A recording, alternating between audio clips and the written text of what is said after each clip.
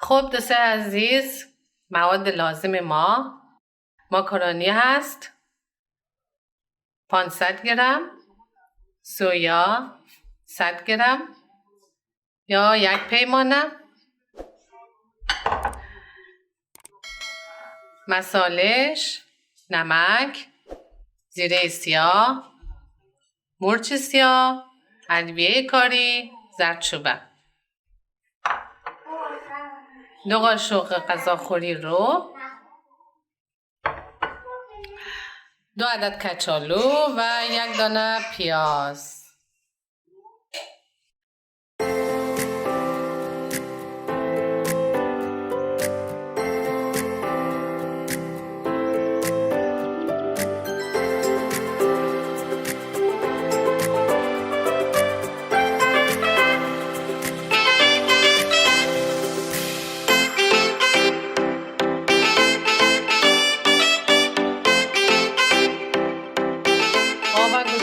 که جوش بیایه کمانده تا وقتی که این جوش بیایه ما میریم سراغ بقیه چیزش. روغن میریزیم، باز پیازایی که به صورت خلالی در آوردیم گرم اضافه میکنیم.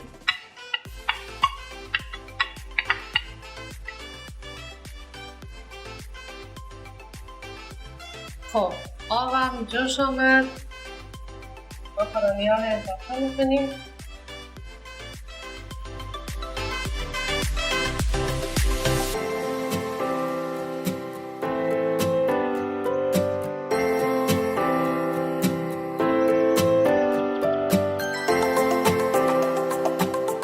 ماکارونی که در حال جوش شد 1 قاشق غذاخوری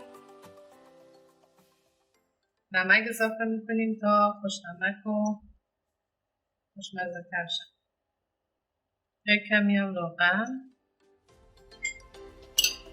و خیلی کم زردچوبه.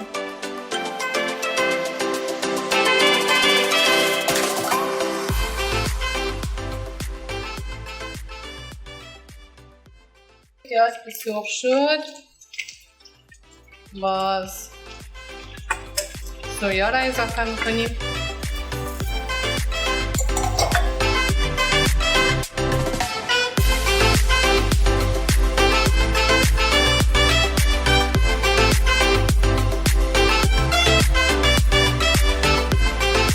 وقتی آماده سازی ماکارونی است میبینیم که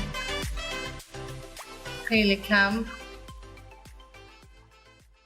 مانده. همین قسمی که 1 کمکی وسطش خام بمانه. همین وقت خوبی است که از آب بکشیم.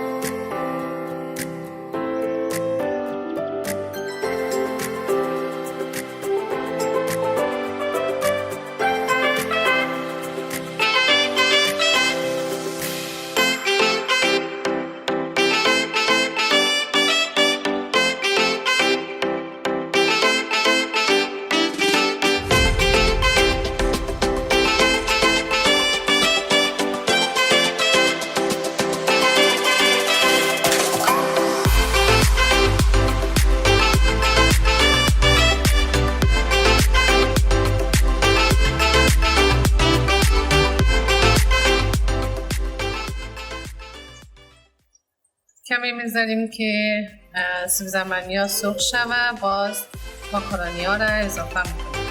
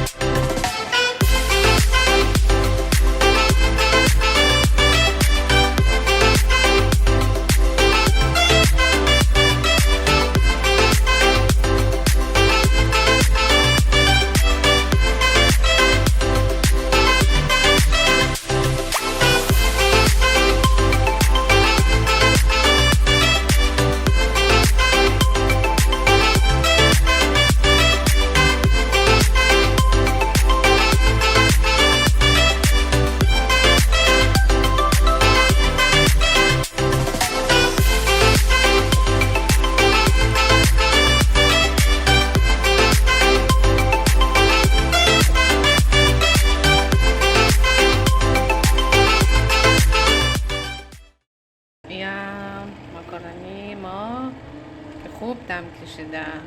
به مدت نیم ساعت 30 دقیقه میذاریم که خوب دم بکشه. دوستای عزیز، یا ماکارونی ما که با سویا پخته کردیم. امیدوارم که خوشتان آمده باشه. بسیار خوشمزه است. حتما امتحان کنید. تا برنامه بعدی شما را به خدای مهربان می سپارم.